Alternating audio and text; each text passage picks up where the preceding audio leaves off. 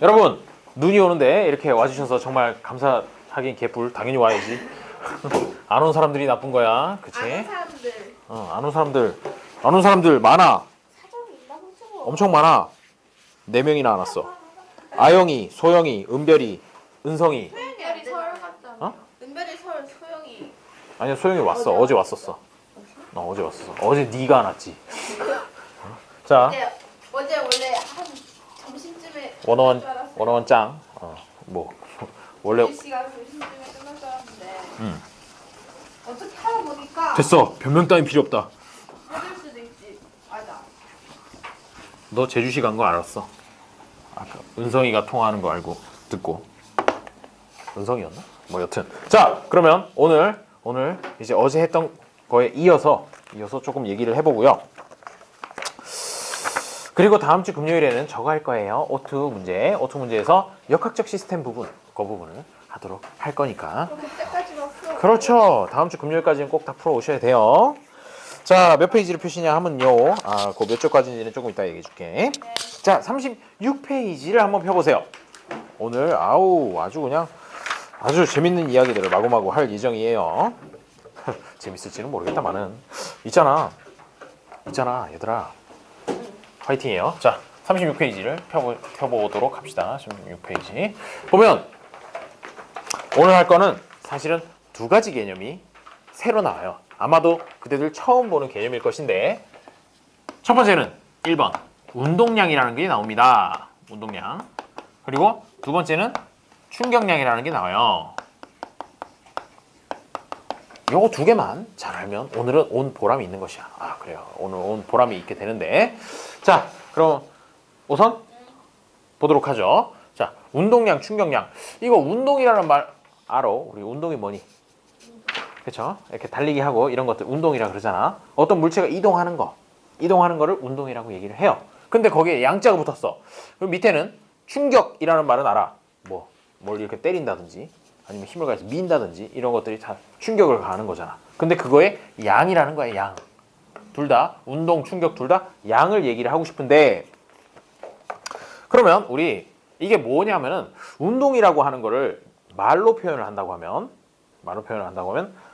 3kg짜리 수레를 앞방향으로 10m/s의 속력으로 이동을 시키고 있습니다. 운동하고 있습니다. 이런 식으로 말로 표현할 수 있단 말이야. 말로 표현할 수 있는데 그런 거 말고 그냥 숫자 하나로만 이렇게 표현할 수 있는 방법이 없을까? 라고 고민한 거야. 이거를 운동 상태를 말로 쓰면 되게 길게 해가지고 뭐 어쩌고저쩌고 이렇게 설명할 수 있는데, 그렇게 하지 말고 딱 하나의 숫자로만 나타내고 싶다라고 생각을 해서 만들어낸 값이 바로 운동량이라는 거죠. 그렇게 되면 딱 하나의 값으로 나타낸다라고 하면 뭔가 아주 필수적인 내용들로 구성이 돼야 되잖아. 거기 들어가야 되는 거는. 그럼 운동하고 있다 그러면은 필수적인 요소가 뭘까? 거리. 무엇이라는 게 필요하잖아. 어떤 물체인지. 물체 중에서도 제일 의미 있는 거는 뭐냐면은 그게 뭐 세모난지 동그란지 이런 게 중요한 게 아니야. 그 물체의 질량이 가장 중요하다는 거죠. 어떤 것이라고 하는 것에서는 어떤 것이 어떻게, 이 어떻게라고 하는 거는 사실은 운동하고 있는 방향이랑 운동하고 있는 속력이랑 이 2가지로 나눠볼 수 있겠죠. 어떤 것이 어떻게, 왜는 필요 없어. 이유까지 알 필요는 없으니까. 어떤 것이 어떻게 운동하고 있는가, 이게 이제 제일 중요한 부분인데, 어떤 것이에서 중요한 거는 이 물체의 질량이라고 해서 M을 보통 쓰죠. 단위는 당연히 질량이니까 질량의 단위는 뭐예요? 뉴턴. 아니, M.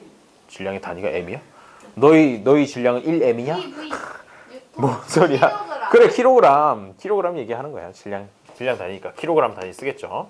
그 다음에 거기다가 어떻게 해서 방향이랑 속력을 숫자로 나타내는데, 방향은 일단 숫자로 나타내기가 조금 힘들고, 왜냐면 그게 동서남북 여러 가지 방향이 있는 거잖아. 근데 이걸 뭐 동쪽이라고 해서 +1 이렇게 표현할 수 있는 게 아니잖아. 그렇기 때문에 방향은 조금 이따가 고려를 해주기로 하고, 일단 속력을 한번 고려를 해보자는 거예요. 물체가 이동하는 속력, 그거를 요 m에다가 곱해보자라는 거죠. 이거는 뭐냐면 속력이에요. 속력인데 속력의 단위는 뭐죠? 뭐 쓰죠? 망설이지 마. 그렇지. 미터 퍼 세컨. 좋아. 미터 퍼 세컨드. 미터 퍼 세컨드, m per s라고 쓰고 읽을 땐 미터 퍼 세컨드. 유튜버 세커. 세컨 썬드? 내손 길이 총 18. 뭐라는 거야? 자, 세컨드. 미터 퍼 세컨드 요 단위를 사용을 한다 이거죠. 자, 그래서 그 물체의 질량이랑 그리고 그 물체의 속력이랑 뭐 3m per second, 10m per second 이런 속력을 두 개를 곱하게 되면 이 물체의 운동 상태를 숫자 하나로 보여줄 수 있겠구나. 제일 필수적인 것만 이렇게 뽑아서 만들어낸 게 운동량이라는 거죠. 개념이 되는 것이에요. 개념이 되는 것이고, 그 다음에 아까 방향은 따로 이제 생각해 주자 그랬잖아. 방향은 어떻게 하냐면 내가 설정을 하는 거야. 앞으로 가는 걸 플러스라고 설정을 했으면 그 반대편으로 가는 거, 뒤로 가는 거를 마이너스라고 이런 식으로 기준점을 하나를 잡는 거야. 기준 방향을. 그래서 기준 방향이 서쪽이다. 그럼 서쪽으로 가는 걸 플러스로 나타내고 반대편이 동쪽으로 가는 걸 마이너스로 나타낸다. 이런 식으로 이제 사용을 하게 돼요. 실제로 적용하는 거는 7번 문제를 풀 때 조금 더 얘기를 해주고, 일단은 여기 있는 이 물리량 숫자 계산하는 것부터 좀 봐주세요. 뭐랑 뭐 곱한다고요? 속력하고 질량이요. 운동을 나타내고 싶으니까 운동하는 물체의 질량 그리고 운동하고 있는 물체의 속력, 이 두 가지가 제일 필수적이다. 그래서 딱 두 개를 곱해준다는 거죠. 그러면 단위가 뭐가 나올까? P.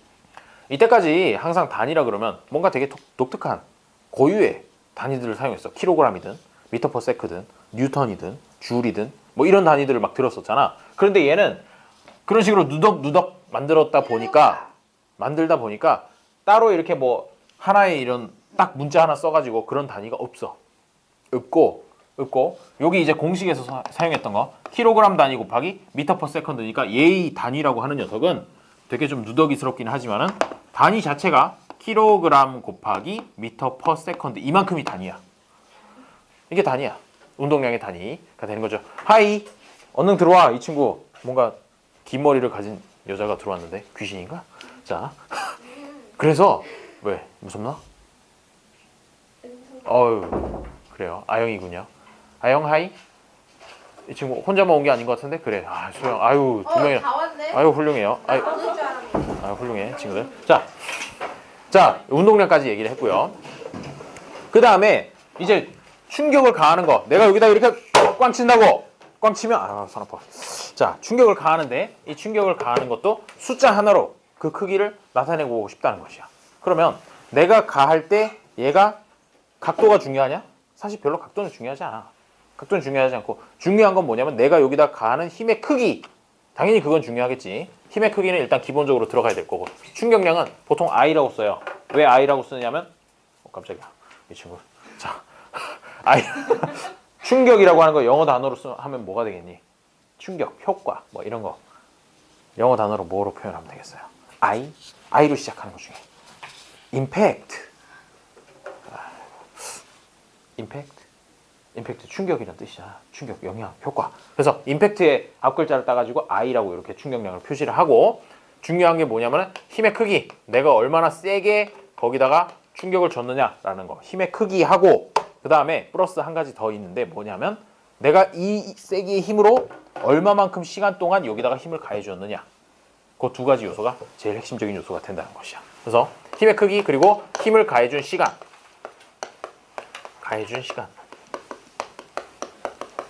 이 두 가지가 가장 핵심적인 내용이 됩니다. 그래서 힘의 크기라고 했으니까 힘의 크기는 보통 문자로 써줄 때 F라고 써주고 그 다음에 가해준 시간이니까 곱하기 T 이렇게 써주게 되죠. 근데 가끔 가다 보면 델타 T라고 이렇게 써있는 경우도 있어. 델타 T라는 건 뭐냐면 이 작용한 시간이 굉장히 짧거든.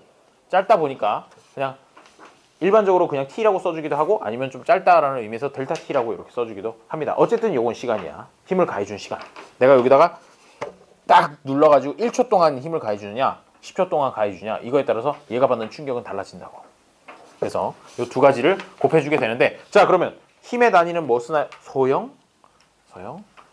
자 질문을 하겠어요. 이 친구 옷을 아주 따뜻하게 입고 왔구만. 안에 조끼에 바깥에는 롱패딩에 아주 얼어 죽지 않겠어요. 자 힘의 크기를 보통 얘기하는 단위는 뭐 쓰나요? 물리에서 아주 유명한 과학자 이름인데 점점점. 그렇지.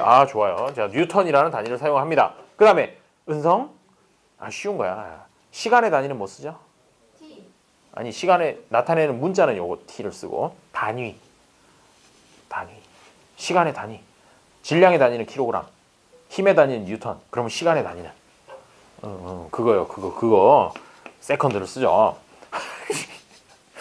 여기 나와 있는 세컨드, 요거를 쓴단 말이죠. 그러다 보니까 이 충격량이라는 녀석도 특별한 단위가 없이 그냥 여기 나온 단위 그대로 써요. 뉴턴 곱하기 세컨드 단위를 사용을 합니다. 공식에 나온 그대로 사용을 하게 된다는 것이죠. 자, 그래서 다시 얘기를 해보면 운동량이랑 충격량이랑 이 두 가지를 아는 게 이제 오늘의 메인 핵심 부분인데, 운동 상태를 하나로 나타내고 싶어서 운동량이라는 개념을 만들었고, 그 개념에서 제일 중요한 게 뭐냐면 운동하고 있는 물체의 질량, 그리고 운동하고 있는 물체의 속력, 이 두 가지가 제일 중요하니까 그거 두 개를 곱해서 한번 숫자를 나타내 보자 라고 얘기를 해서 만든 게 운동량이고, 단위는 킬로그램 곱하기 미터 퍼 세컨드, 요거 사용하게 되는 것이고, 그 다음에 밑에 충격량, 내가 충격을 줄 때 그 충격을 많이 준 건지 조금 준 건지 숫자 하나로 나타내고 싶다 라고 해서 만든 물리량이 충격량이니까, 그게 힘의 크기 곱하기 힘을 가해준 시간, 요런 관계식에 의해서 숫자를 구하게 된다는 것이죠. 그런데 이게 무슨 의미가 있냐라는 것이야. 우리 지난 시간에 관성에 대해서 배운 적이 있어요. 관성이 뭐였죠? 지수야, 관성이라는 게 뭐였나요? 관성이라고 하는 거는 버스? 그래, 버스에서 나타나는 것 같은 그런 현상인데, 뭐냐면 운동 상태를 유지하려고 하는 성질, 그치? 내가 정지해 있었으면 계속 정지해 있고 싶고, 등속 직선 운동하고 있었으면 계속 그 상태를 유지하고 싶은 게 바로 관성이었단 말이지. 그러면 그 관성에 의하면 물체의 질량이 바뀌지 않는 한 내가 계속 가고 있는 거 그건 그대로잖아. 질량은 바뀌지 않고 속력이 바뀐다라고 하면 운동량이 바뀐다는 얘기잖아. M이랑 V 중에서 V가 바뀌는 거니까. 그치? 그러면 관성이라는 거에서는 외부에서 아무런 힘도 가해주지 않으면 운동 상태 바뀌지 않아야 정상이지. 그렇지? 운동량이 계속해서 유지가 돼야지 정상이란 말이야. 마찰도 없고 하다면. 그런데 그 상태에서 뭔가 이 운동량이 바뀐다라는 얘기는 뭘 받았기 때문에 바뀌는 걸까?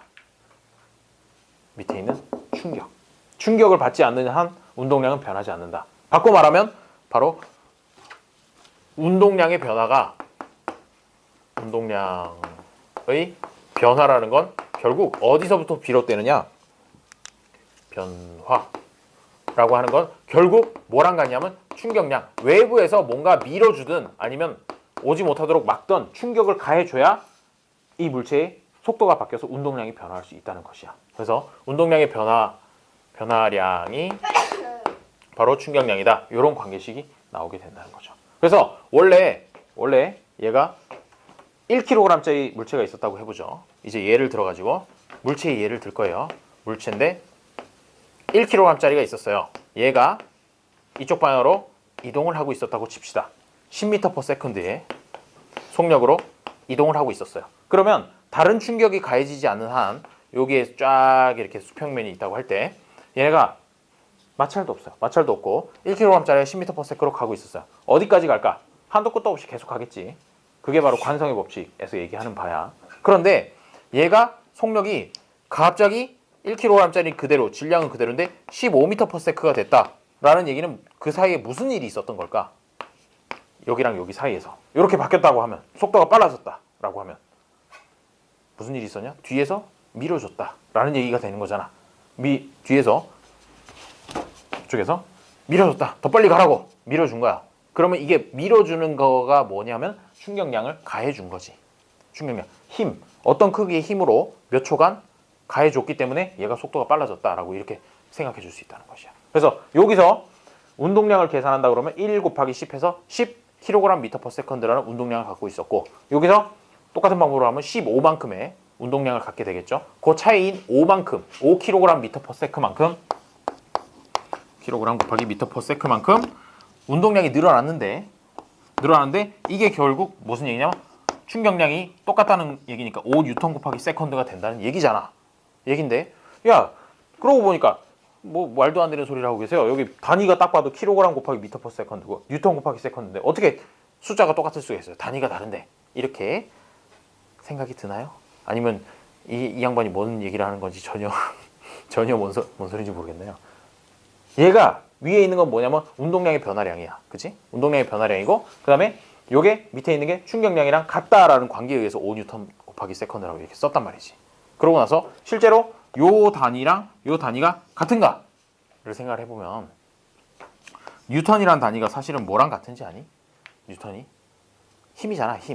힘이라고 하는 녀석. F는 질량 곱하기 가속도다. 이걸 사실 힘과 운동 단원에서 이걸 배웠으면 딱 좋은데 가장 존경하는 과학자가 누군가요? 갑자기? 가장 존경하는 과학자가 누군가요? 뭐 과학자랑 별로 친하지 않으시군요. 저는 이제 뉴턴을 제일 존경해요. 그러면 뉴턴이 한 얘기 중에 사실 세 가지 얘기를 했었어. 뉴턴이 세 가지 얘기를 했는데 첫 번째가 지난 시간에 얘기했던 관성의 법칙 얘기를 했고, 이 양반이 관성의 법칙, 운동하고 있는 물체는 운동 상태를 유지하려고 한다라는 그런 얘기가 첫 번째고, 두 번째가 바로 이 얘기인데 가속도 법칙이라고 해요. 그래서 힘의 크기라고 하는 건 질량 곱하기 가속도다라는 이 얘기를 했어. 그래서 여기서 힘의 단위가 뉴턴이니까 질량의 단위 킬로그램이고 가속도의 단위 미터 퍼 세크 제곱. 그래서 뉴턴이 사실은 킬로그램 곱하기 미터 퍼 세크 제곱이다라는 그 얘기를 발견을 했던 거죠, 뉴턴이. 그래놓고 뉴턴에다가 요거를 쏙 넣어가지고 킬로그램 곱하기 미터 퍼 세크 제곱 위에 곱하기 세컨드 하게 되면 위에 거랑 아래 거랑 단위가 같아진다라는 그 말씀 드리려고 했던 거고요. 뉴턴은 사실 세 가지 운동 법칙을 얘기를 했어요. 첫 번째가 관성, 두 번째가 저기 있는 가속도 법칙, 세 번째가 작용 반작용 법칙이라는 거를 얘기를 했어요. 작용 반작용 법칙 들어본 적 있니? 네. 오, 그래요. 무슨 뜻인가요? 작용 반작용 법칙. 그래요. 무슨 얘기냐면요. 제가 아영이를 밀면 아영이도 나를 민 것과 똑같다라는 그런 얘기 같아요. 내가 칠판을 밀었잖아. 그러면 사실은 칠판이 날 민 거라고. 이 세상 모든 일은 거꾸로도 생각해 볼 수 있다는 그런 얘기가 되는 거죠. 내가 하이파이브. 그래서 손뼉을 쳤어. 손뼉을 쳤으면 내가 얘를 친 힘만큼 얘도 나를 친 거랑 똑같다는 얘기가 되는 거예요. 그게 바로 작용 반작용의 법칙인 것이죠. 그래요. 작용 반작용 법칙 하는 단어는 아니니까. 그렇게 세 가지가 뉴턴이 얘기했던 운동 법칙 중에 있어요. 자, 근데 지금 하고 있는 건 뭐냐면 이 얘기를 하고 있었죠. 운동량의 변화량이 충격량이랑 같다라는 얘기. 얘가 속도가 빨라졌다면 분명히 뒤에서 충격을 가해 준 거다. 그 충격량이 바로 운동량의 변화량이랑 똑같다라는 그 얘기를 하고 있어요. 그게 바로 저 교재에 나와 있는 4번 충격량과 운동량의 관계 부분에 나오게 됩니다. 자, 그럼 36페이지 위에서부터 좀 천천히 한번 보도록 하죠. 운동량이다 라고 하는데 2번 운동량. 운동량은 운동하는 물체를 정지시키기 어려운 정도, 즉 운동 상태의 관성을 나타내는 값으로서 뭘로 구성되느냐? 질량과 운동하는 물체의 질량과 운동하는 물체의 속력, 요거의 곱으로 나타내게 된다라는 거죠. 자, 단위는 킬로그램 곱하기 미터 퍼 세컨드. 상당히 좀 누덕누덕한 단위를 쓰고 있죠.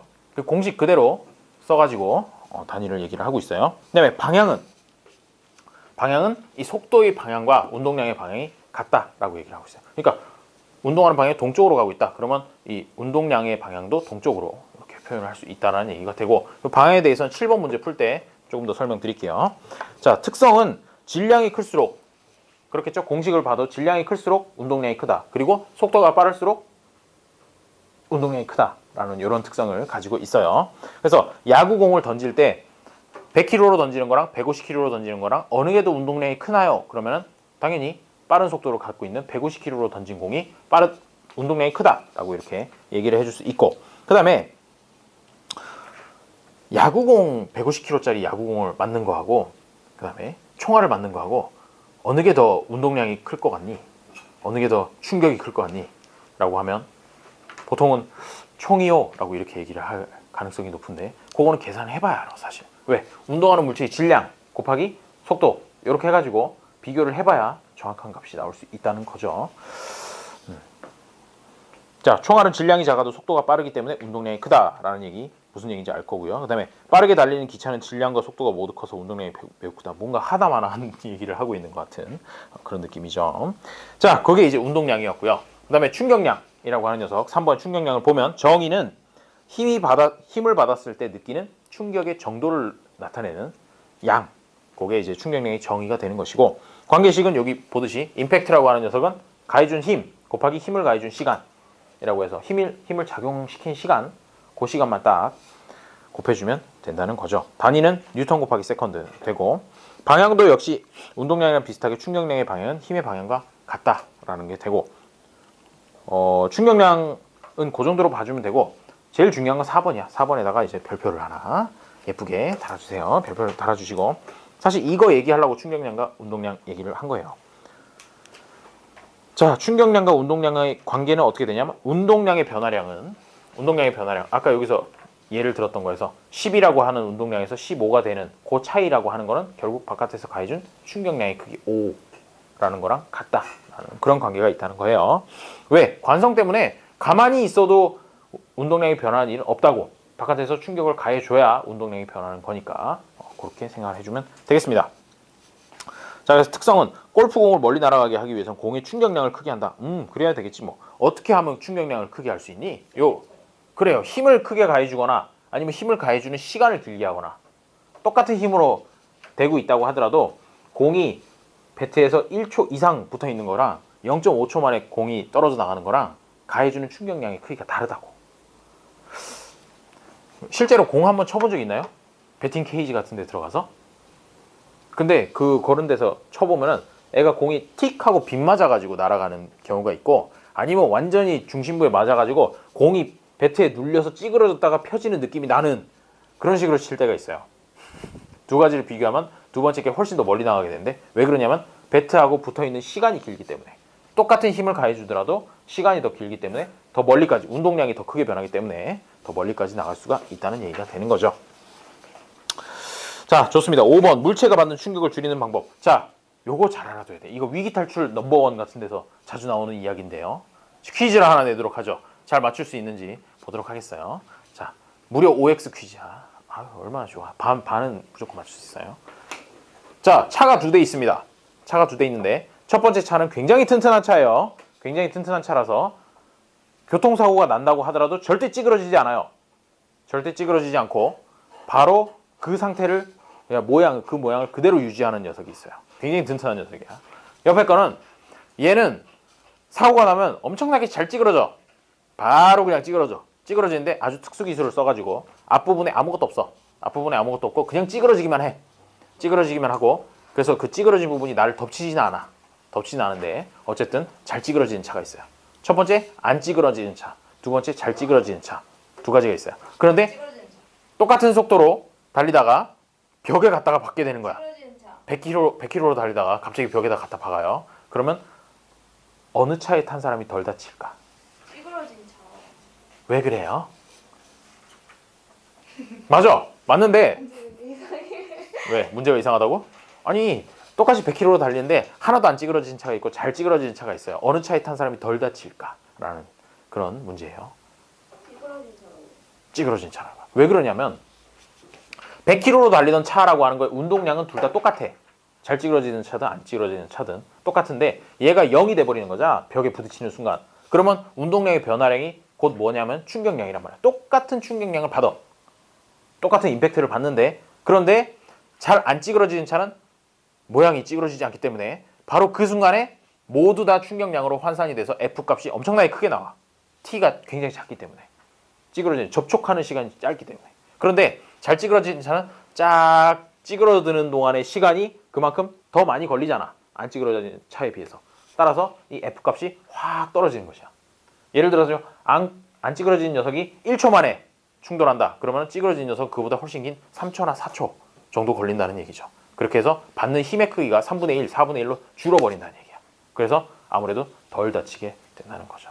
그래서 비싼 차들을 사고 나면 완전 휴지 조각처럼 막 구겨지잖아. 그럼 사람들이 막 욕해. 아니 비싼 차가 왜 이렇게 휴지 조각처럼 구겨져? 휴지 조각처럼 구겨졌기 때문에 그 안에 탄 사람이 안전한 거야. 사실은. 그래서 비싼 차일수록 사고가 나면 완전 그냥 형체를 알아볼 수가 없을 정도로 완전 작살이 나요. 작살이 나는 대신에 안에 타고 있는 사람은 덜 다치지. 그렇다는 거 하나 알아두시면 되겠고요. 자, 물체가 받는 충격을 줄이는 방법은 그러니까 뭐라는 거야 결국. 똑같은 충격량을 받더라도 충격을 받는 시간을 늘려라 라는 얘기가 되는 거죠. 그래서 1초 만에 충격받을 거를 10초 동안에 나눠서 받으면 훨씬 이 F값이 줄어들게 되니까 충격력이라고 하는 거는 줄어든다는 것이야. 충격력, 충격량 이렇게 생각해주면 되겠죠.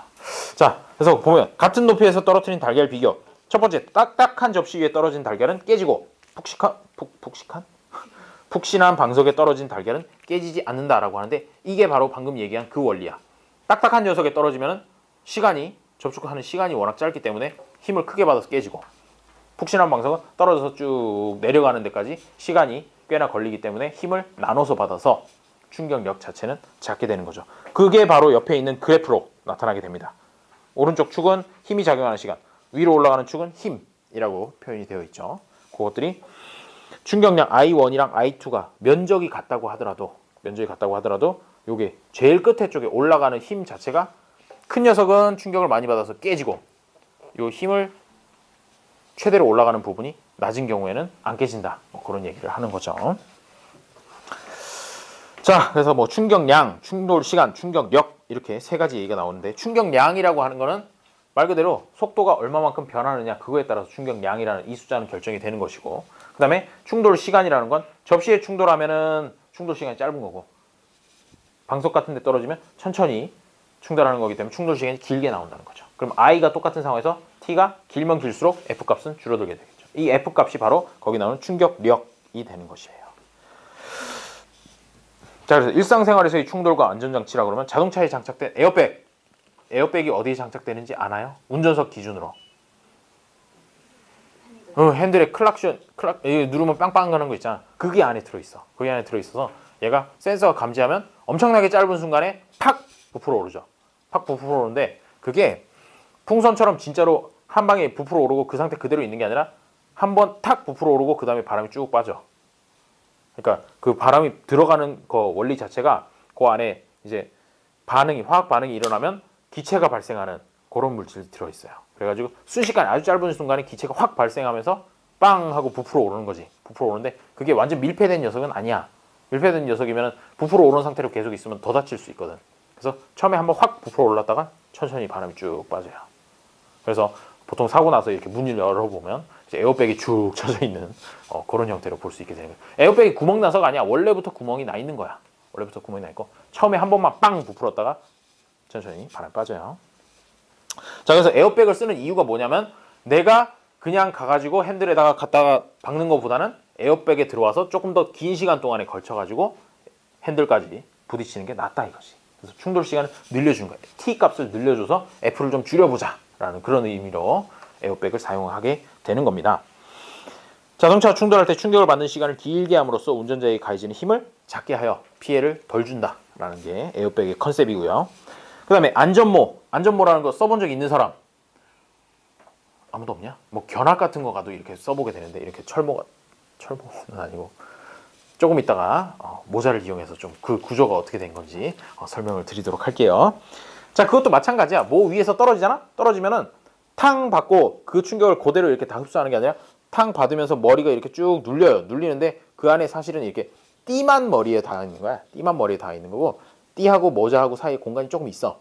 그 공간에서 얘가 이렇게 쭉 내려오면서 시간이 걸리잖아. 그만큼 시간을 더 걸리게 해가지고 충격을 덜 받겠다라는 게 목적인 거예요. 군인들이 쓰는 철모도 똑같아. 충격이. 총알이 탁 날아오잖아. 총알이 날아오면 총알을 튕겨내겠다는 게 아니야. 총 쏘면 그거 뭐 총알 박히기도 하고 총알에 뚫리기도 하고 난리도 아니거든. 뭐 뚫리면 좀 문제가 있긴 하지만 그게 아니라 이 충격을 받았을 때 땅 받고 머리에 바로 맞는 게 아니라 조금이라도 시간을 더 지연시켜 가지고 머리에 부딪히도록 하겠다라는 그런 원리에 의해서 충격을 좀 분산시키는 거죠. 야구공 받을 때도 마찬가지야. 포수들이 처음에 앉아가지고 팔 있는 대로 빼거든.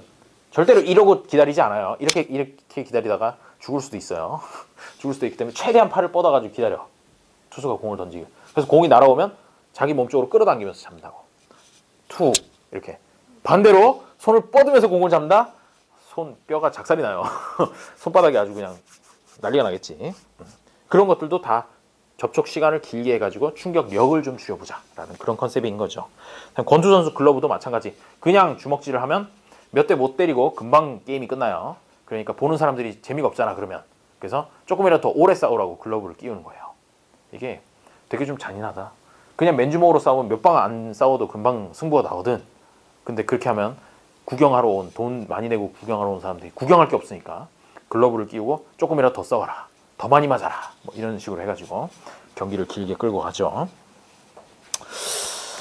자, 좋아요. 그래서 이제 오른쪽에 보면은 운동량을 크게 변화시키는 경우라고 해서 여자애가 담배 피는 것 같은 그림이 하나 있어요. 그래 보이지 않니? 그래요. 아니 얘 똑같은 그림인데 뭐가 다른 거죠? 라고 이렇게 약간 틀린 그림 찾기 느낌이 있는데 잘 읽어보면 틀린 게 있어요. 뭐가 틀리냐면요. 요게 관인데 관의 끝부분에다가 면봉 꼬다리를 놓느냐 아니면 입 근처에다가 면봉 꼬다리를 놓느냐 그런 차이가 있어. 그런 차이가 있고 얘가 면봉을 반으로 잘라서 빨대 끝과 입 근처에 넣은 후 같은 세기로 불었다. 훅 하고 부는데 그 세기는 똑같단 말이야. 세기는 똑같으면 어떤 게 더 멀리까지 나갈까? 지금 뭐 한 거냐면요. 사람이 이렇게 해가지고 여기 입이 있는데 입에다가 싹 빨대를 갖다 놨어요. 빨대를 갖다 놓고 여기다가 면봉을 하나는 여기다 두고 하나는 여기다 끼워 놓은 상태로 똑같은 세기로 불었다는 얘기야. 자 그러면 1번하고 2번하고 어느 게 더 멀리까지 나갈까? 날아갈까? 똑같은 세기로 불면 1번. 자 저는 1번이에요. 오선이. 자 저는 2번이에요. 안타깝군요. 맞추면 맛있는 거 사주려고 했더니 참여를 하지 않아. 흥. 자 다시.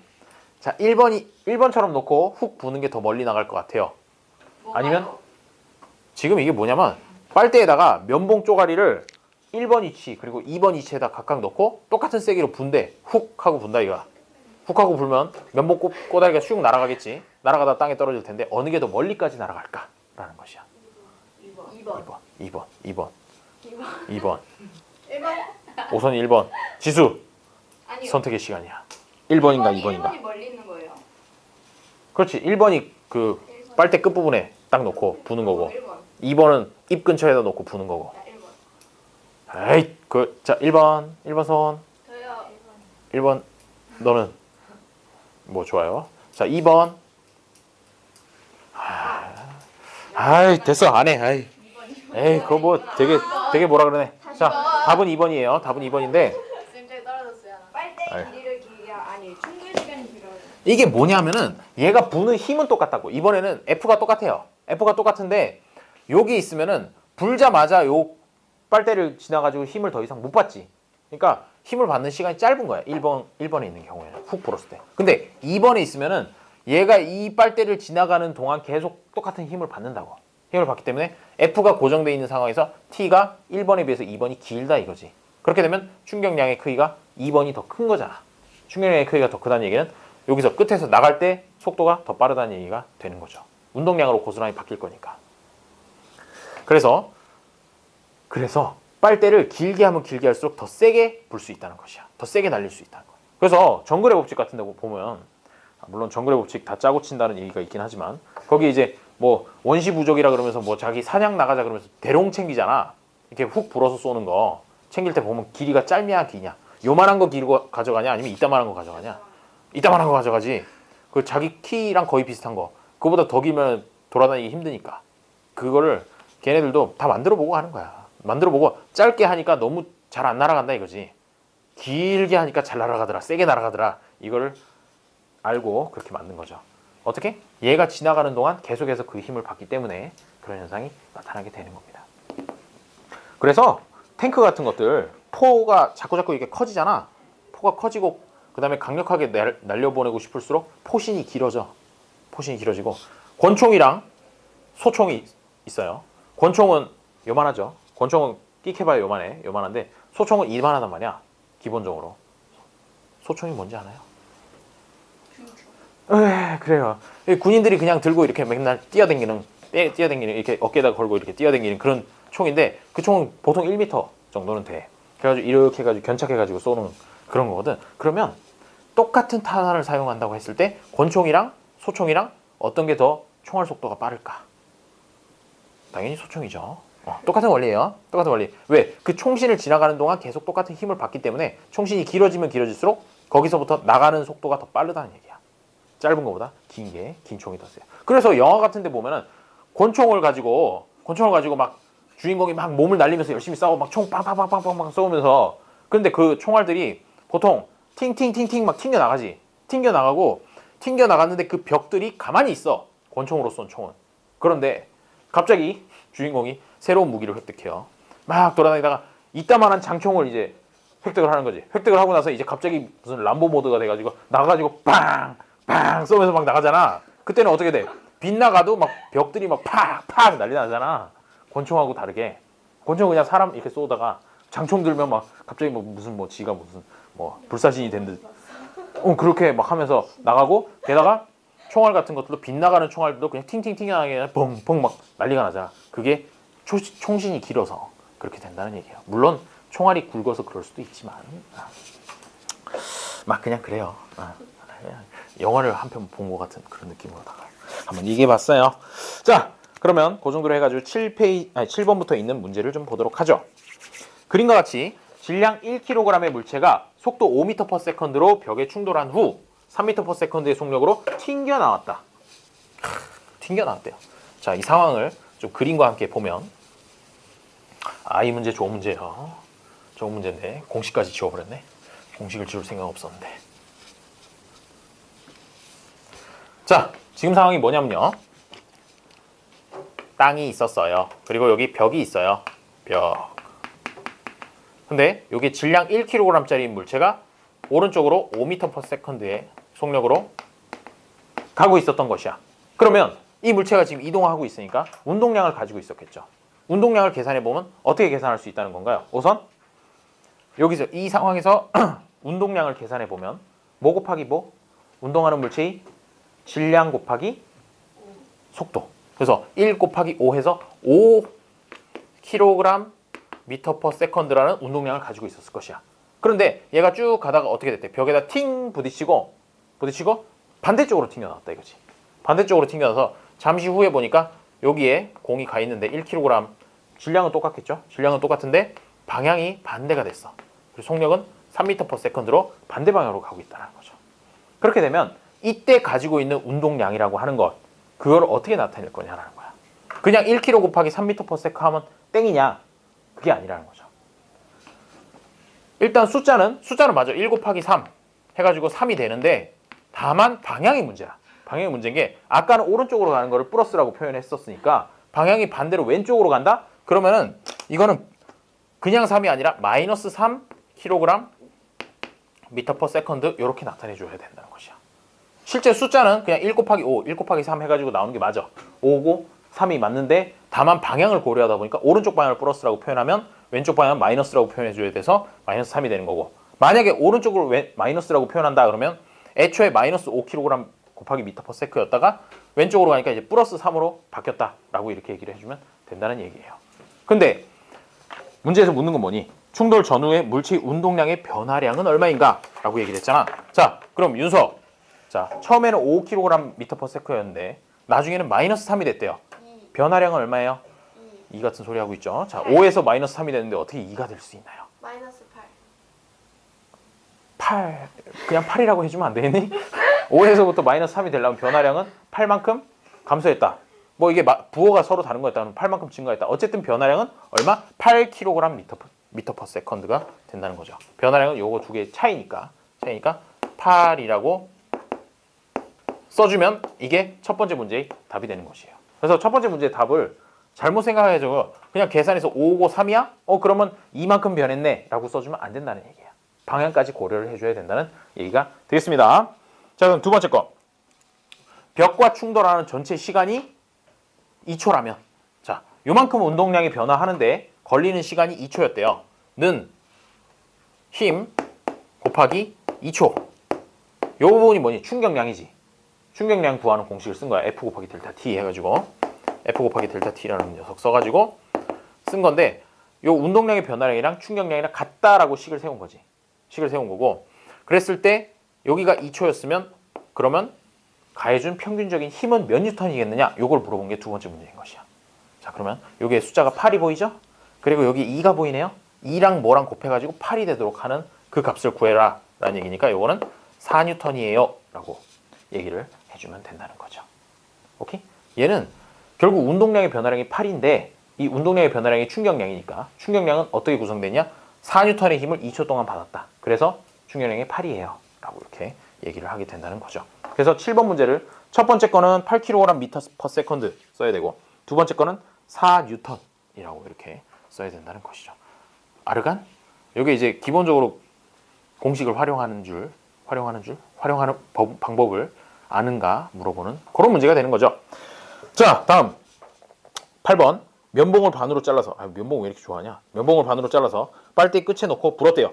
면봉을 멀리 날아가기 위해서는 빨대의 길이와 부는 세기를 어떻게 해야 될까? 길이를 길게 해야 될까? 짧게 해야 될까?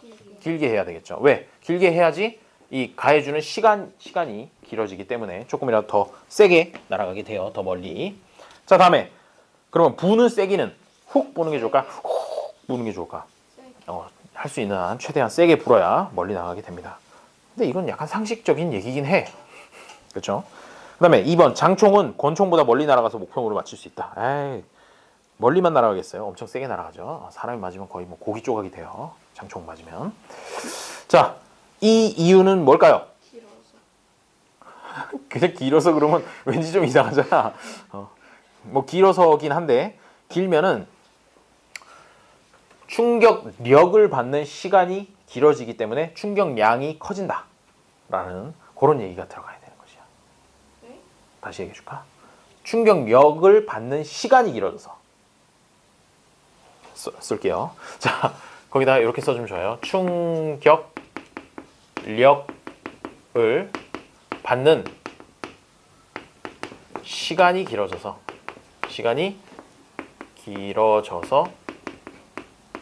충격량이 증가한다. 무슨 얘기인고 하니 이 I라는 게 F 곱하기 델타 T였는데 F라는 거 이거 받는 힘 자체는 총신이 짧든 길든 상관없이 거의 일정해. 거의 일정한데 장총이 더 유리한 게 뭐냐면 권총보다 유리한 거는 이 델타 T 값이 점점 커질 수 있다는 거지. 총신이 길면 길수록. 따라서 요거 곱한 값이 장총이 권총보다 훨씬 크게 되고 충격량이 크다는 거는 끝나는 거기서 나가는 속도가 더 빠르다는 얘기가 되는 거니까. 그래서 충격량이 증가하게 된다는 얘기가 됩니다. 오케이? 자, 다음 이제 우리 평창 올림픽이 6일밖에 안 남았어요. 다음 주 금요일이면 이제 평창 올림픽이 시작이 되는데요. 소영? 살아있니? 문제 풀고 있는 거냐? 아니면 뭐 하고 있는 겁니? 그래요. 자, 거기 보면은 이제 아이스하키 종목이 있죠. 아이스하키 종목인데 아이스하키 하는 거 본 적 있니? 네. 보면은 어때? 슛할 때는 스틱을 연락 이렇게 백스윙했다가 한번 팡 때리잖아. 근데 패스할 때는 어때? 보통 그렇게 해가지고 이렇게 패스하는 사람은 잘 없어. 잘 없고 이렇게 대고 있다가 땅에다 이렇게 해서 싹 민다고. 뭔 소리인지 알게? 뭐 여튼 그거를 지금 요 9번에서 얘기를 하고 있는 거예요. 아이스하키에서 슛할 때와 패스할 때 퍽에 작용하는 힘과 시간을 나타내는 것이다. 슛할 때는 그냥 때리지.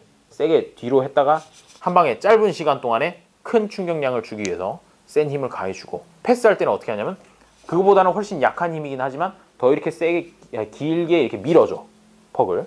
그 얘기를 오른쪽 편에다 그려놓은 거예요. 그래서 보면 슛할 때는 퍽이랑 닿아 있는 시간이 t초밖에 안 되는데 패스할 때는 그거보다 2배 정도 되는 2t 시간 동안 닿아 있다라는 얘기가 되고 충격력 쪽에서 보면 힘 쪽에서 보면 슛할 때는 한 방에 큰 힘을 가해주는데 패스할 때는 꾸준하게 그리고 비교적 낮은 힘을 가해준다라고 이렇게 생각을 해주면 된다는 거죠. 자, 그러면 거기서 중요한 거는 뭐냐면 이 그래프에서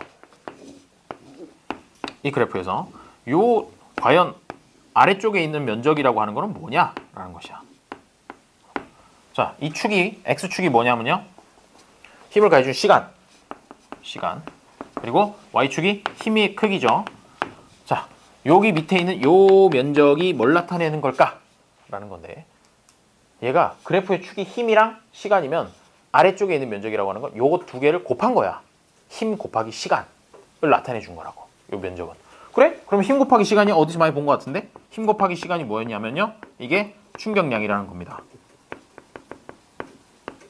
그렇죠? 충격량이 힘 곱하기 시간이었으니까. 그래서 요 밑에 있는 면적 넓이가 바로 충격량의 크기가 되는 거고 그 문제에서는 이 면적이 어떻대? 면적이 어느 게 더 크대? 요게 1번, 요게 2번인데 거기 문제에 보면 어느 게 더 크다고 얘기해놨어요. 자, 슛할 때의 그래프 면적이 요 밑에 있는 그래프의 면적이 패스할 때의 2배다 라고 하면은 충격량 자체가 슛할 때가 패스할 때의 2배다 라는 얘기가 되는 것이야.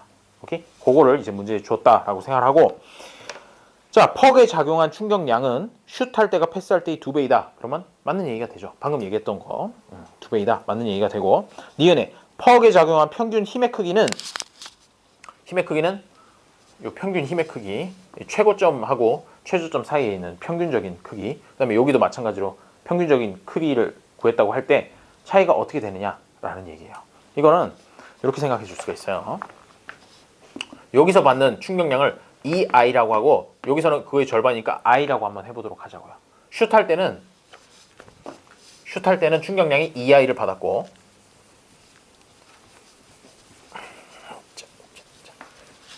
지워져. 자, 슛 그리고 패스 할 때 충격량 자체가 얘가 슛할 때가 패스할 때의 2배이다 라고 이렇게 준 상태에서 여기 EI라는 녀석이 어떻게 나왔는지를 생각해보면 평균 힘 곱하기 가해준 시간이야. 가해준 시간인데 슛할 때는 여기 밑에 시간이 얼마야? T지.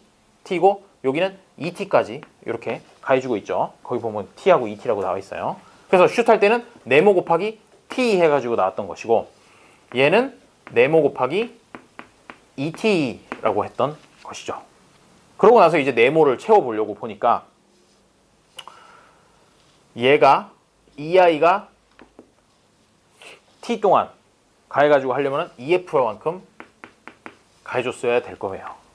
그리고 여기 같은 경우에 그냥 I가 나오기 위해서는 2분의 1 F가 나와야 얘랑 얘랑 곱해서 1이 되고 얘랑 얘랑 곱해서 2가 되는 그런 관계가 존재를 하겠죠. 그래서 여기서 알 수 있는 건 뭐냐면 패스할 때 가해준 힘의 크기보다 슛할 때 가해준 힘의 크기가 4배 크다라는 걸 알 수가 있어요. 여기는 2분의 1 F였고 여기는 2F니까. 그래서 니은에서 하는 얘기가 맞다라는 걸 확인할 수 있다는 거죠. 뭐냐면 충격량이 2배가 됐는데 시간은 반밖에 안 걸렸어. 그러니까 힘은 4배나 더 줬어야 된다는 얘기가 되는 것이야. 4배 더 써야 결국 충격량이 2배가 되는 거겠죠. 자, 다음에 디귿. 스틱으로 퍽을 친 후 퍽의 속력은 슛할 때가 패스할 때의 4배이다. 이건 어떻게 될까? 속력. 속력이라고 갑자기? 갑자기 속력? M 곱하기 V. 이게 운동량이죠. 운동량인데 요거의 변화량 MV의 변화량이 바로 충격량이에요. 변화량이 충격량이 되는데 자 그럼 슛할 때는 EI만큼 바뀌었을 것이야. 그리고 패스할 때는 똑같이 MV의 변화량인데 얘가 I만큼 충격량을 받았어. 이게 슛, 이게 패스. 그렇죠? 그렇게 되면 M은 달라질 게 없어. M은 달라질 게 없고 퍽의 질량이 달라질 건 없으니까 V 값만 달라지게 되는데 V 값이 여기하고 여기하고 몇 배만큼 차이 나겠느냐라는 거죠. 결국 얘가 MV라고 이렇게 써줄 수 있고 얘도 MV라고 써주는데 이 V가 같은 V는 아니라는 거야. 같은 V는 아니고 얘랑 얘랑 같아지려면 어떻게 되느냐? 위에 있는 V가 사실은 아래에 있는 V의 2배가 되어야 우변을 계산하면 EMV고 MV잖아. 여기도 I고 EI잖아.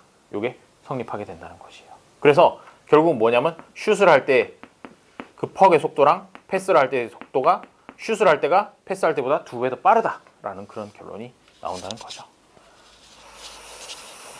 충격량이랑 운동량 부분인데 괜찮아요. 이게 제가 볼 때는 고1에서 배우는 통합과학 중에 제일 어려운 부분이니까 잘 혹시 이해가 되지 않는다고 하더라도 너무 괴로워할 필요 없어요. 또 들으면 됨.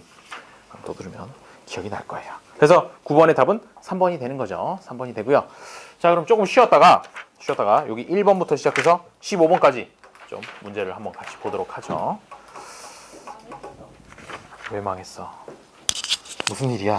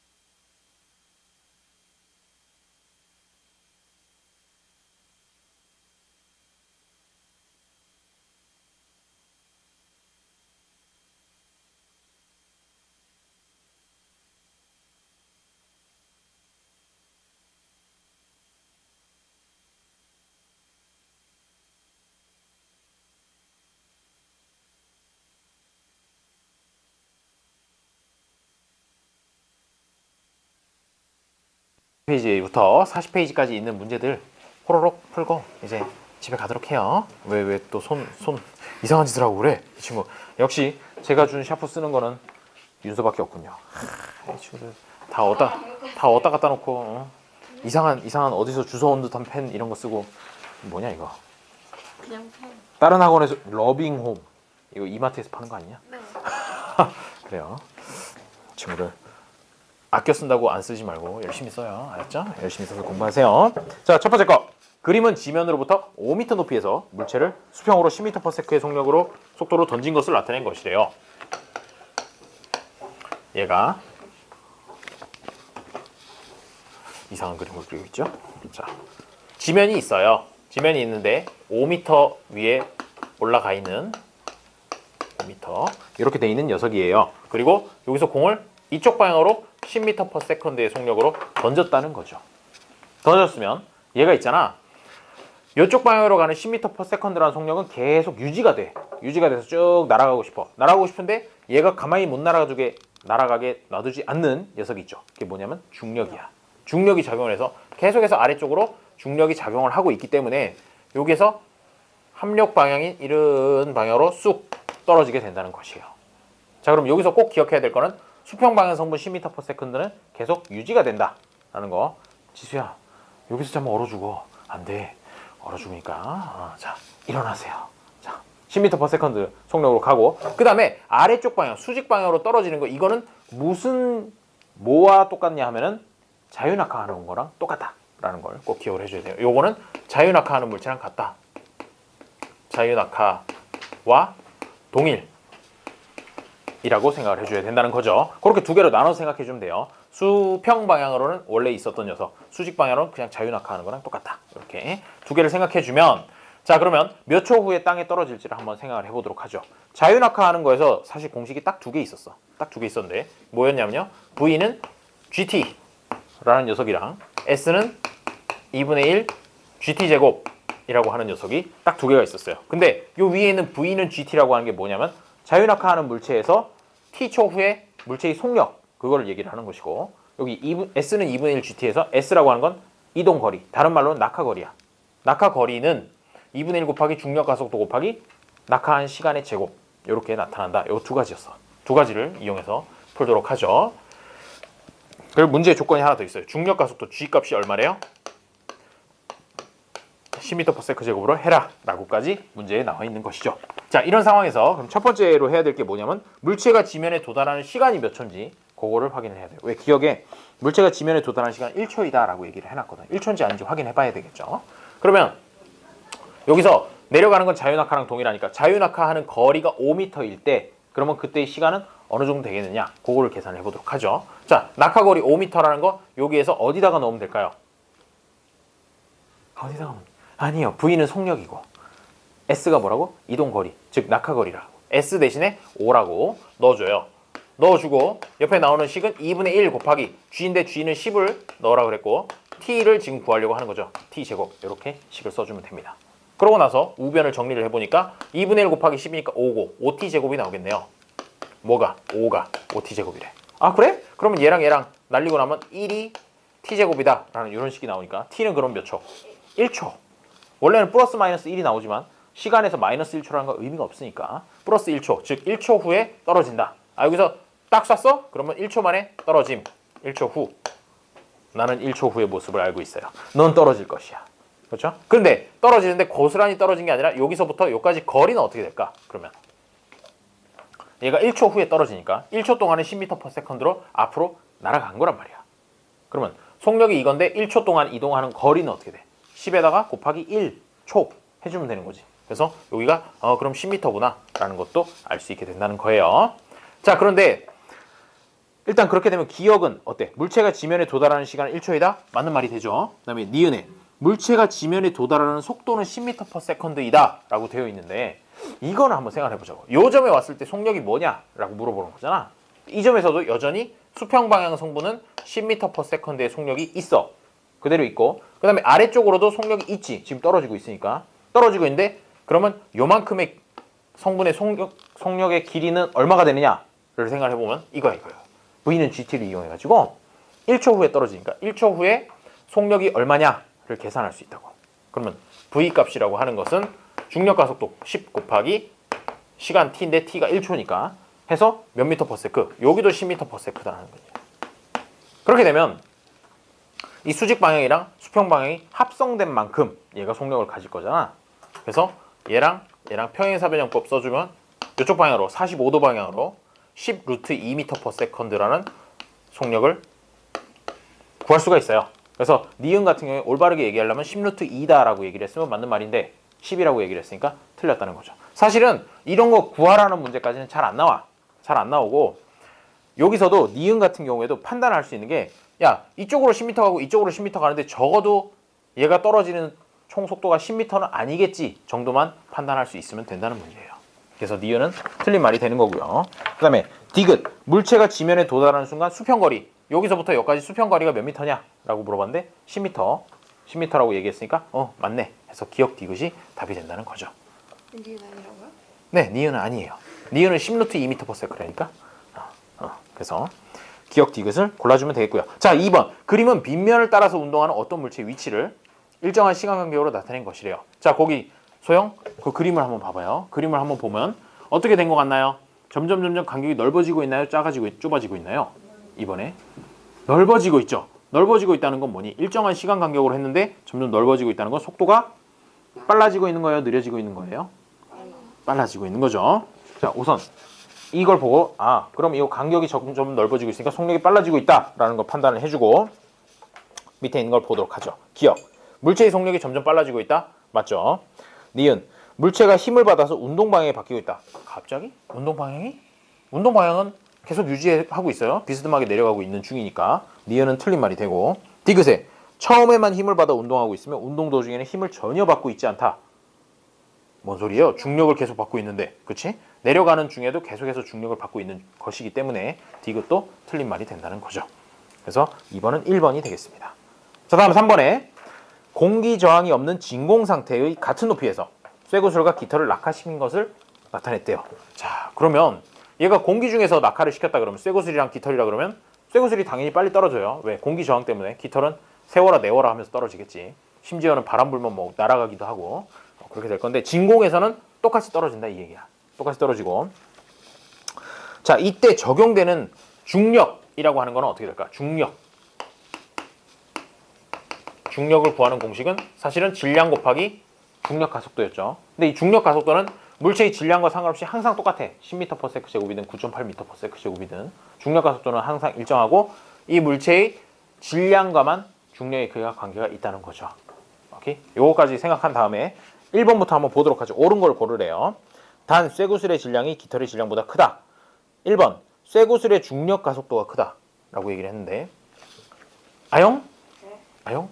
요게 중력의 크기가 이렇게 구해지는데 질량 곱하기 중력 가속도 이렇게 해서 구해지는데 지금 보면은 1번에는 뭐라고 돼 있어요? 쇠구슬의 중력 가속도가 크다 라고 돼 있잖아. 그럼 이건 맞는 말이니 틀린 말이니? 중력 가속도 요 값은 어떻다고? 쇠구슬이든 깃털이든 똑같다 라고 그랬잖아. 그렇기 때문에 1번에 나와 있는 말은 틀린 말이 된다는 거죠. 쇠구슬의 중력 가속도가 더 크다? 아니 그런 거 어딨어. 중력 가속도는 똑같아요. 쇠구슬이든 깃털이든. 두 번째, 두 물체의 중력은 같다 라고 돼 있는데 이건 어때요? 중력이 어떻게 같아요? 여기 중력 가속도가 같은 거지 질량은 다르다고. 질량은 다르기 때문에 쇠구슬이 더 질량이 크잖아. 그러면 쇠구슬이 받는 중력의 크기가 더 큰 것이 되는 거야. 깃털보다. 그렇죠? G가 일정할 뿐 M 값은 서로 다르다. 심지어 거기다가 쇠구슬의 질량이 깃털의 질량보다 크다라고 문제에서 조건이 주어져 있죠. 그래서 2번도 틀린 말이 되고요. 3번 두 물체의 속도의 변화량은 같다라고 돼 있는데 이거는 어떻게 될까? 얘가 처음에 똑같은 높이에서 떨어뜨렸는데 동시에 떨어졌지. 그렇다는 얘기는 속도가 점점 똑같이 변화해가지고 끝에도 속도가 똑같다는 얘기잖아. 그렇지? 그러니까 똑같은 시간 동안 똑같은 거리를 이동을 했겠지. 따라서 이 두 물체의 속도의 변화량은 같다라고 하면 그 말은 맞는 말이 되는 것이야. 처음에서 제일 마지막에까지 가는 이 속도의 변화량이라고 하는 건 똑같아야지 동시에 도착하겠죠. 그래서 3번이 맞는 말이 되는 거예요. 되고 4번 같은 경우에 깃털의 속도가 느려 바닥에 늦게 도착한다. 아니 옆에 사진을 보고도 설마 4번을 옳다라고 얘기하는 사람은 없겠죠. 똑같이 도착하고요. 5번에 지구가 두 물체를 당기는 힘의 크기 이게 뭐야? 요만큼까지요. 중력이잖아. 아까 중력의 크기는 서로 다르다 그랬죠. 쇠구슬이 중력이 더 크다라고 얘기했었습니다. 그래서 답은 3번이 되겠고요. 다음 4번 문제는 우선 4번 문제는 여기 있는 이 그림이랑 똑같은 그림이에요. 똑같은 그림인데 하나는 자유낙하시키고 하나는 수평으로 던지고 그렇게 했을 때의 그림입니다. 자, 질량이 같은 두 물체 A, B가 같은 높이에서 하나는 자유낙하, 하나는 수평으로 던지는 운동을 할 때 이를 일정한 시간 간격으로 나타낸 것이래요. 옳은 것만 골라봅시다. 기억, A와 B는 동시에 지면에 도달한다. 맞니? 이거 계속 반복해서 하고 있죠. 동시에 도달하죠. 그래서 기억 맞고. B라는 녀석이 이제 수평으로 던진 녀석이야. 수평 방향으로 일정한 힘이 작용한다 라고 돼 있는데 이렇게 10m/s로 가고 있단 말이야. 이게 그럼 수평 방향으로 힘이 계속 작용하고 있는 거냐? 아닌 거냐? 정적. 10m/s로 계속 가고 있고 속도가 변하지 않는다라는 얘기가 무엇을 뜻하느냐면 운동량이 계속해서 일정하게 유지가 된다는 거니까 충격량이 0이라는 얘기야. 충격을 안 받는다, 힘을 안 받는다는 뜻이지. 수평 방향으로는. 오로지 받는 힘은 중력밖에 없고 그거는 수직으로만 받게 되니까 수평 방향으로는 힘을 받는 게 없다가 맞는 말이야. 그런데 여기는 B는 수평 방향으로 일정한 힘이 작용한다 라고 그랬으니까 B는 틀린 말이 된다는 것이죠. 작용하는 힘 없어요. 수평 방향으로는. 수직 방향으로만 작용하죠. 다음 디귿. A와 B의 수직 방향의 속도 변화량은 같다 라고 돼 있는데 수직 방향으로 자유낙하하는 거랑 이쪽으로 앞으로 똑바로 던진 거랑 어차피 수직 방향으로는 운동하는 게 똑같다고 그랬잖아. 자유낙하와 동일이라고 하는 게 요게 받는 힘의 크기도 똑같고 속도 변화량도 똑같고 속도도 똑같고 그렇기 때문에 동시에 떨어진다라고 그렇게 생각을 해주면 되겠어요. 따라서 니은만 틀린 말이고 기억이랑 디귿은 맞는 말이 된다는 거죠. 오케이? 그래서 답은 3번이 되겠어요. 다음 5번 문제. 5번 문제를 보는 순간 쌤! 초록, 빨강, 보라를 모르겠어요. 라고 이렇게 얘기를 하겠죠. 할 텐데 일단 제일 가까이 있는 것. 가까이 떨어진 녀석이 보라색. 그 다음에 중간에 떨어진 녀석이 빨간색. 제일 바깥쪽에 멀리까지 간 녀석이 초록색이다. 라고 생각하고 풀어주면 되겠어요. 자, 보면 얘네들을 어떠니 얘네들이 이거 같은 녀석끼리 이렇게 가로로 선을 한번 싹싹싹싹 그어보면 거의 일정하게 이렇게 땅바닥에 높이 땅에서부터의 높이라고 한 녀석은 거의 일정하게 유지가 되잖아.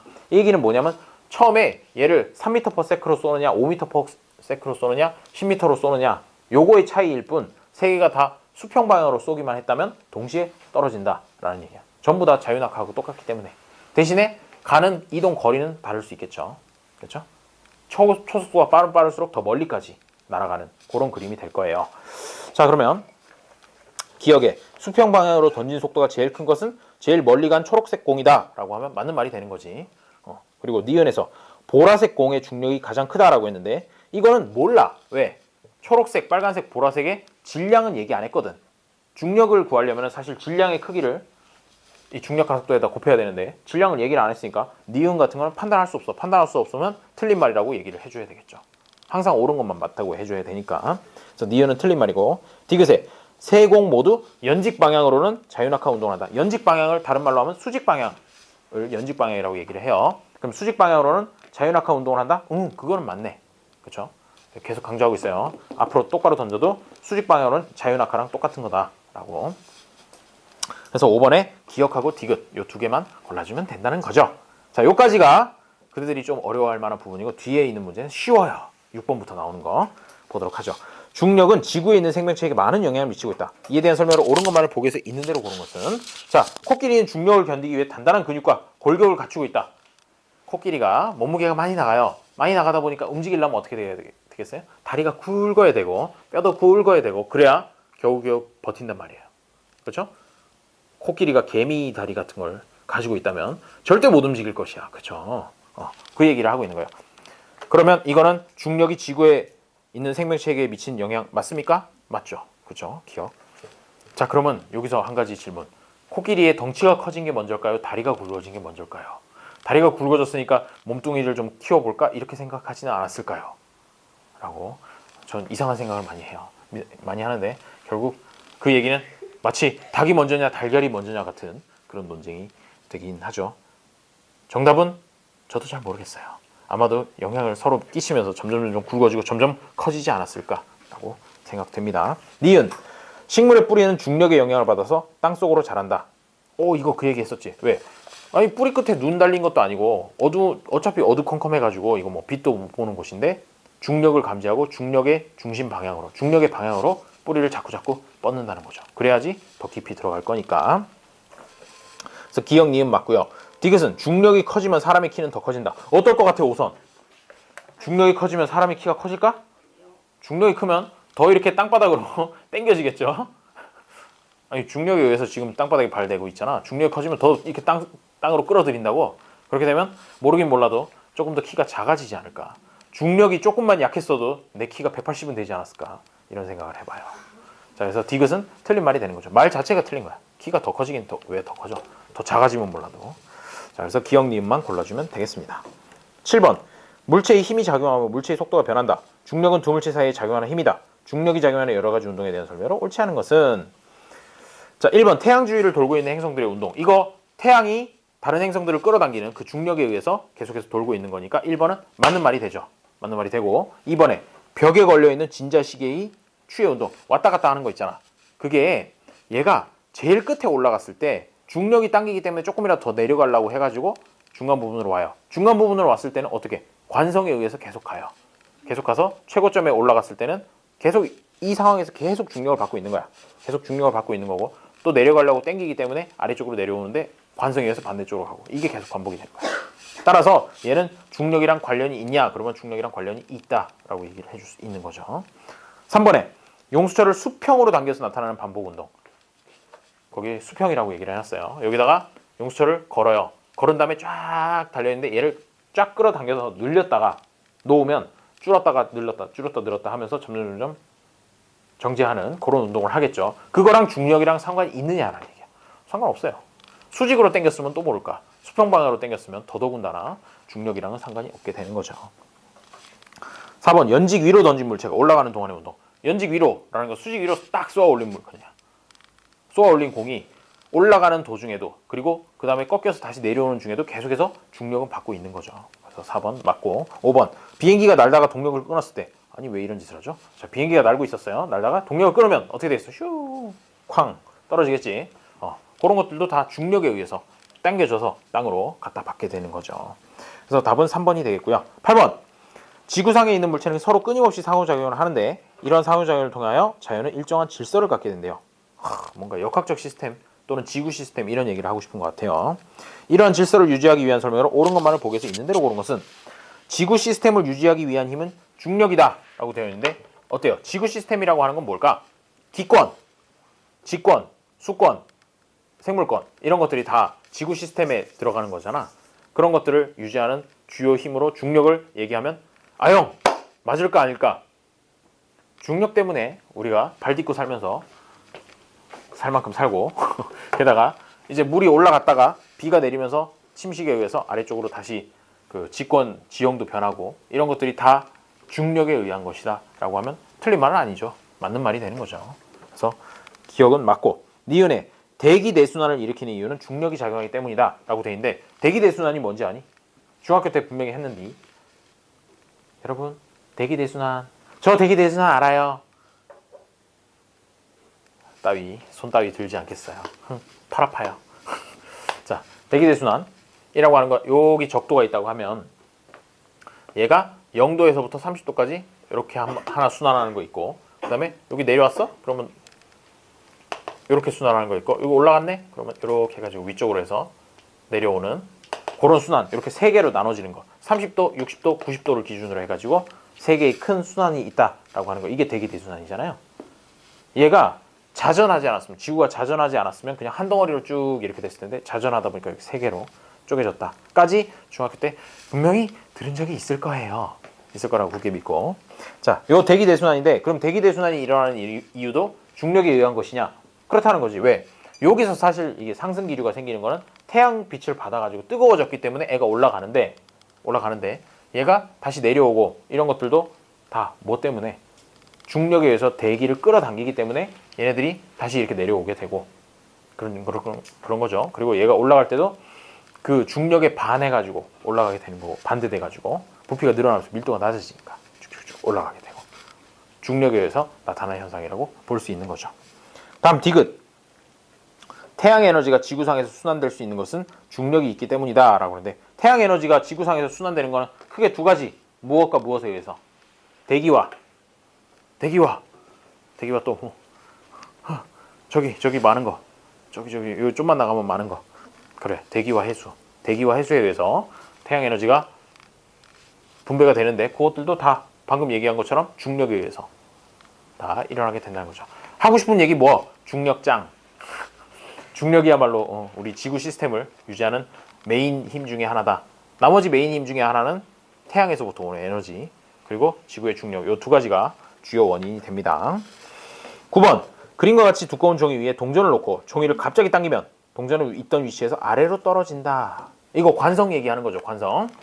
관성인데, 이 현상과 원리가 같은 것을 고르라고 하네요. 기억, 손바닥으로 벽을 밀면 몸이 뒤로 밀려 나온다. 밀어요. 세게 밀어요. 더 세게 밀었더니 몸이 뒤로 밀려 나오는군요. 이게 뭐냐면, 내가 벽을 미는 힘만큼 벽도 나를 민다는 얘기야. 작용 반작용 얘기를 하고 있는 거죠. 그러니까 관성이 아니라 작용 반작용 얘기를 기억은 하고 있는 거예요. 뉴턴 운동 법칙 중에 세 개가 관성 법칙, 가속도 법칙, 작용 반작용 법칙, 이렇게 세 개거든. 그래서 기억은 관성 법칙이 아닌 다른 얘기를 하고 있는 거죠. 니은, 빠르게 달리는 도중에 갑자기 정지하지 못한다. 버스가 갑자기 출발하면 승객은 뒤로 넘어진다. 아주 전형적인 관성 법칙 얘기하는 예가 되겠죠. 그래서 4번 골라주면 되고요. 10번, 갈릴레이 사고 실험으로부터, 틀렸어요. 자, 갈릴레이 사고 실험으로부터 뉴턴은 관성적인 현상을 발견하고 관성 법칙을 만들게 되었다라고 하는데, 갈릴레이 사고 실험이 뭔지 아니? 갈릴레이가 사고 친 실험 그런 거 아니고. 그래요. 왜 또 아재 개그에 이렇게 좀 호응도 좀 해주고 그래. 갈릴레이가 머릿속으로 실험을 했어요. 머리가 좋았나 봐요.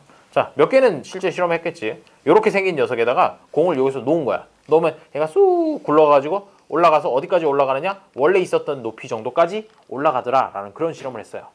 실제로 그랬겠지. 실제로 그랬을 텐데, 그래가지고 요거를 조금 이제 공률을 조금 다르게 해가지고 요런 녀석을 만들었더니 그래도 여기 똑같은 높이까지 올라가더라는 거야. 그러고 나서 이제 머릿속으로 이제 실험을 하기 시작하죠. 만들기 힘드니까. 점점 수평이 돼가지고 계속 수평으로 돼 있으면 이 공은 도대체 어디까지 굴러갈까? 라는 그런 생각을 한 거예요. 그게 바로 갈릴레이 사고 실험이거든. 이 갈릴레이 사고 실험에서 결론은 뭐냐면, 그러면 마찰이 없고 다른 힘이 작용하지 않는다면 얘는 무한히 굴러갈 거다. 왜? 같은 높이가 나올 때까지 굴러가야 되는데 같은 높이가 안 나오잖아. 안 나오니까 무한히 굴러갈 거다 라고 이렇게 실험을 머릿속에서 했어요. 그걸 보고 뉴턴이 영감을 받았다 이거죠. 영감을 받았으면 이 영감을 받아서 얘기하는 관성과 관련된 운동으로 옳은 걸 고르라는 얘기예요. 그러면 방금 얘기한 게 뭐야? 마찰이 없는 곳에서 등속 직선 운동을 하는 녀석은 계속 끝까지, 어디까지나 언제까지나 계속해서 등속 직선 운동을 유지할 거다. 이게 이제 관성 법칙에서 설명을 하는 거죠. 그러고 나서 이제 보기를 읽어보니까, 그렇죠, 2번을 골라주면 된다는 것이에요. 사실 5번 같은 경우에도 관성을 설명하는 예거든. 브레이크를 밟은 자동차, 그러면 갑자기 이렇게 앞으로 타고 있는 사람들이 쏠릴 거 아니야. 이것도 관성의 얘기는 하지만 갈릴레이 사고 실험을 굳이 언급을 했기 때문에 5번보다는 2번을 골라줘야 된다는 그런 얘기가 되겠어요. 11번, 물풍선을 같은 높이에서 딱딱한 바닥과 푹신한 방석에 떨어뜨리면 딱딱한 바닥에 떨어진 물풍선은 터지고 방석에 떨어진 물풍선은 터지지 않는다. 이렇게 실험하다가 방석에 터지면 제 등이 터지죠. 엄마한테 등짝 스매싱 맞아서 실험하다가. 자, 이에 대한 설명을 옳은 것만을 고르래요. 기억, 딱딱한 바닥에 떨어진 물풍선의 충격력이 작기 때문이다 라고 하는데, 여기 충격력인지 충격량인지 그걸 잘 봐야 돼요. 그러면 임팩트, 충격량 자체는 똑같을 거야. 딱딱한 데 떨어지나 방석에 떨어지나 충격량은 똑같은데, 달라지는 게 뭐냐면 충격력 곱하기 도달하는 시간이거든. 그러면 딱딱한 바닥인 경우에는 이 델타 T 값이 더 작고 상대적으로 F 값은 더 커지게 되는 거죠. I는 똑같은데.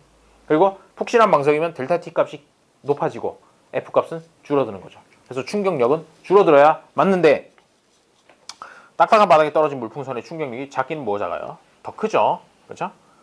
더 크기 때문이다 라고 해서 기억은 틀린 말이 되고, 니은에 방석에 떨어진 물풍선의 충격력이 작기 때문이다. 델타 T가 늘어나는 덕분에 F가 줄어들었죠. 그래서 니은은 맞는 말이 되고요. 그 다음에 충돌 시간은 방석에 떨어진 경우가 딱딱한 바닥보다 길다. 그렇죠. 딱딱한 바닥은 부딪히고 마는데 방석은 거기서 이제 방석이 찌부러들면서 조금 더 시간을 끌어주죠. 그래서 디귿은 맞는 얘기가 됩니다. 맞는 거는 니은 디귿 두 개를 골라주면 되겠죠. 네 문제밖에 안 남음. 네 문제인데 순식간에 1분에 네 문제를 다 풀겠어요. 자, 12번. 에어백이 튀어나왔어요. 에어백이. 자, 보기를 보세요. 에어백이 자동차의 속도를 느리게 한다 그랬는데 갑자기 에어백이 자동차 속도를 느리게 하는 건 아니야. 그치? 내가 여기 부딪히는 그 속도를 천천히 늦춰줄 뿐이죠. 기억 틀렸고. 니은. 충돌하는 순간 사람이 받는 충격력은 작다? 갑자기 뜬금없이 크다 작다라는 거 얘기하다니. 뭐보다 크다, 뭐보다 작다 얘기가 없잖아. 이런 보기는 나쁜 보기예요. 옳다, 그러다 판단할 수 없어. 버려. 니은도 아니고. 에어백이 충돌하는 시간이 길어서 사람이 받는 충격력이 작아진다. 이 얘기 하고 싶었던 거구나. 라고 해서 3번이라고 골라주면 되겠어요. 다음에 13번은 포수가 공을 받고 있어. 그러면 이때 나타나는 현상에 대한 설명. 자, 기억. 투수가 던진 공을 빠르게 하면 이게 말이 안 돼요. 투수가 공을 빠르게 던지면 이라는 얘기를 하고 싶었던 것 같아. 그렇지? 근데 말을 이렇게 써놔요. 투수가 공을 빠르게 던지면 운동량의 변화량이 크고 충격량이 커진다.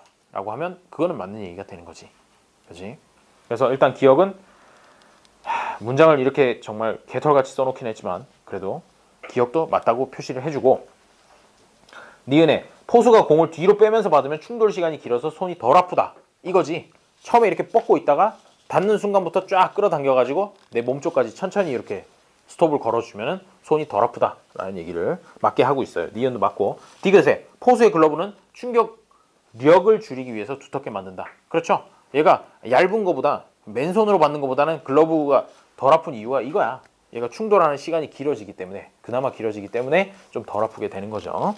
다음에 그래서 답은 5번이고요. 14번에 투수가 던진 공을 타자가 야구방망이에 맞춰 쳐내는 모습이다. 어떻게 해야 멀리 보낼 수 있느냐? 기억. 날아오는 공은 시간을 짧게 하여 순간적으로 쳐야 한다? 뭔 소리야 이건. 힘을 똑같이 가해주니까 아무래도 시간을 많이 해줄수록 더 세게 날아가게 되겠죠.